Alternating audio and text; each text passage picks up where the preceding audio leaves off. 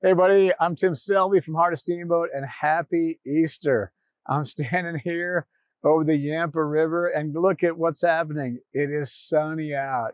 The sky is blue. For all of those of you who live in Steamboat, I think we've made it. It feels so good, and it comes right here at Easter time. What a beautiful thing. You know, the story of Jesus, it's such an amazing story. Jesus was born in a barn. He never traveled more than 200 miles from that humble birthplace. He never started a family. He never owned a home. He never wrote a book. He never held an office. He never commanded an army. He was put to death like so many other nameless, faceless people, put to death by the empire. He was buried in a borrowed grave. And yet, his words are remembered far more than the world's greatest poets and philosophers. And yet, artists and musicians all through the ages have tried to capture his essence. And yet, billions of people this very day will remember his death, will proclaim his resurrection, and will be enlivened by his very spirit. Come on through. People will be enlivened by that very spirit. It's such a story. Quite a day this is. Easter is a day that really defies our explanation as we brush up against a mystery that we cannot fully comprehend. And as we gather on Easter, we gather with all kinds of people from different perspectives. As we gather in the church on Easter morning, we'll gather with people who are like, you know what? This is my story. This is my faith. And I believe everything about it just like it says. And I'm here to celebrate. Yeah. And there'll be other people that'll be like, Jesus is my Savior. Jesus is my path. I follow in the way of Jesus. But when it comes to supernatural stuff like virgins giving birth and people walking on water and dead bodies coming out of tombs, I'm not sure about all that. And there'll be other people that are like, I'm not sure quite what I believe. I'm still seeking and searching and trying to find it and trying to find what matters most to me. And there'll be others there who will be like, I don't buy into any of this, but I care about someone who does. And so I've come with them. Isn't that a beautiful thing to come to church on an Easter morning, even when you don't buy into it, but because you care about somebody else? It's a beautiful thing. And I hope as we all gather together, whether it's in the room or you joining us online, I hope we all feel like we belong together, because we do. We belong together. And I hope we feel the connections and the power and the love that really flows between us, because we all belong. For too often, the church has been a place that divided people up based on what we believe or what we think. But a new generation of people has come along and really said to the church, you know, we don't really care about all that. We're tired of all the fights. We're tired of all the divisions, tired of the hypocrisy, tired of the judgment that so often comes along with church life. We're tired of trying to find a way of understanding our faith in the modern world, a way that embraces science and honors our intellect and makes sense in the modern world. I want to let you know that at Heart of Steamboat, we embrace everybody. We embrace all people because we all belong. We embrace all the different ways we learn and know about our world, about our lives, about what it means to be human, and about how we brush up against the divine.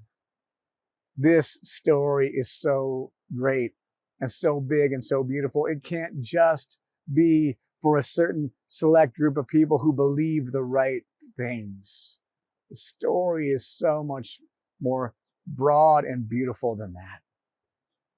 Theologian, philosopher Pete Rollins tells a story about a friend of his who had a dream.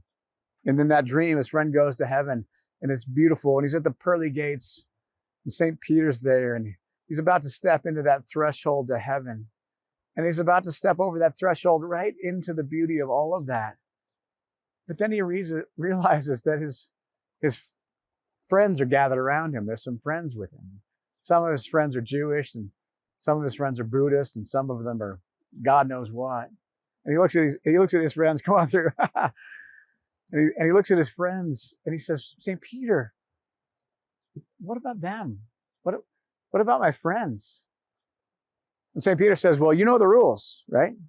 You know the rules. And he looks at his friends and he says, and then he thought about his reference point. Jesus, the one who was born in a barn, the one who was scorned and mocked and spit upon, the one who was called the friend of sinners. And he says, you know what, St. Peter? You know what? I'm just going to stay with them. And the dream ends with St. Peter breaking into a smile and saying, at last someone understands. At last. You see, if it's not for all of us, then it's not good news. There's truth to this resurrection, to the power of Jesus overcoming death, and if there's truth in the idea that life wins, that love wins, and that's for all of us, not just a select few. Like you guys over here, it's great news, and for you, well, you're left out in the cold. That's not good news. That's just another story about how we divide each other up. And we have plenty of those stories. But we have a different kind of story that Jesus brings to us about how it's so often the outsiders and the unexpected that teaches us a lesson. Two of Jesus' greatest parables. One of them is the story of the Good Samaritan, where it's this Samaritan, this outsider, this other religion, this other group, these people that had animosity with Jesus' group. It's the Samaritan that sees a man on the road, the Samaritan that cares for him, that goes out of his way, that serves him, that blesses him and tries to bring him to wholeness. And in doing so, teaches us how to love our neighbor, the Samaritan.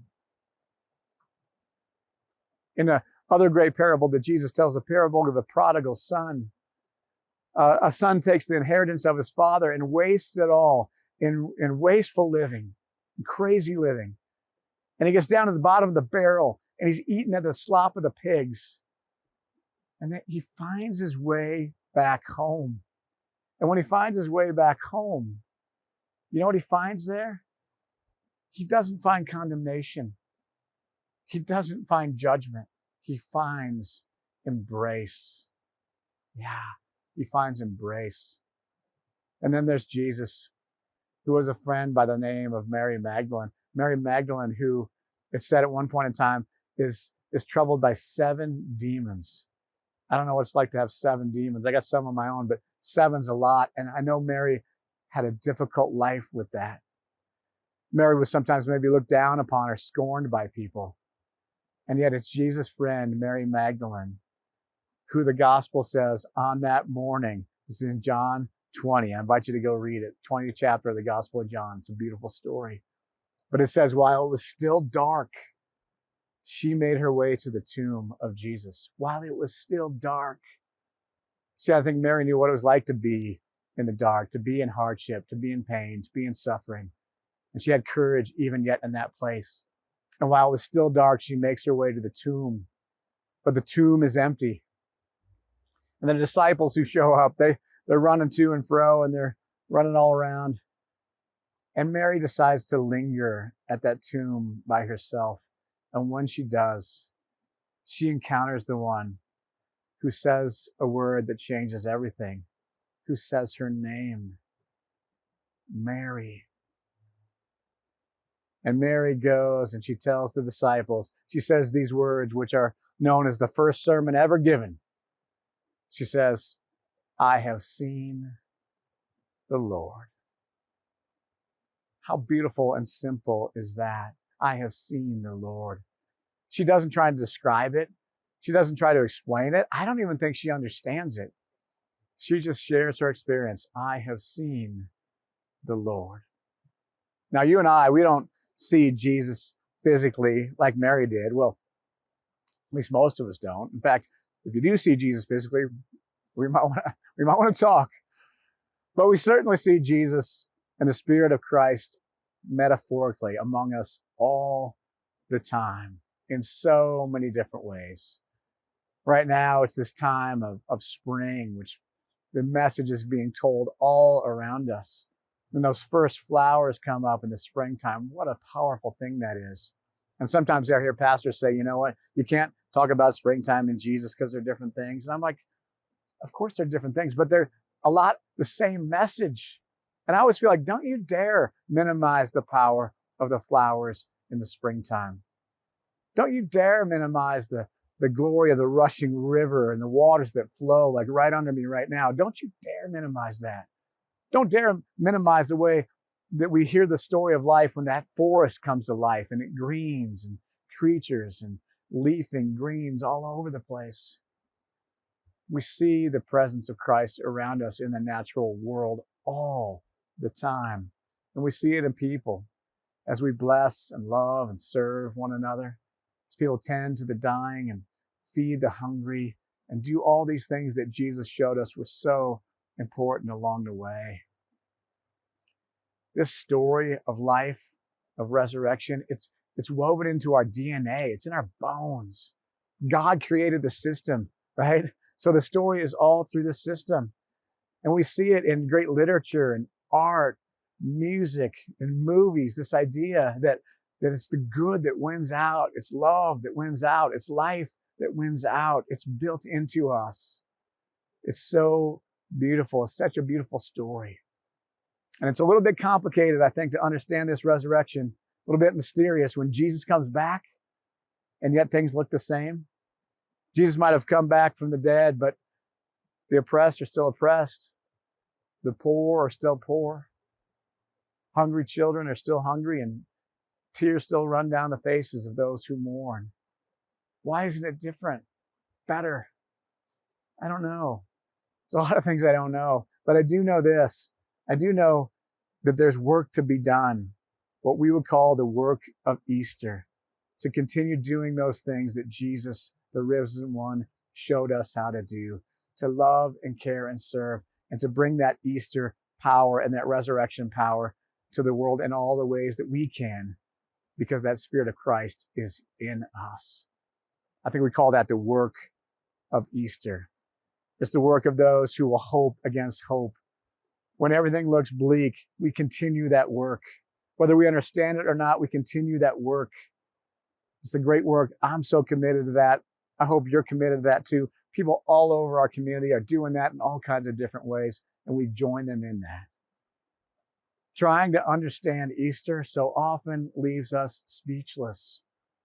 As so many amazing things do, like trying to describe love or trying to understand why somebody would lay down their life for someone they don't even know, or gazing at a beautiful Yampa Valley sunset and asking the question, what color is that? It's so beautiful. The very finest of things so often elude our words. Perhaps the best we can do is to say, I have seen the Lord. In our world, all around us, in so many ways, I have seen the Lord. Happy Easter to you. May blessings and peace and the resurrection of power of God be in you, with you, and through you. Amen.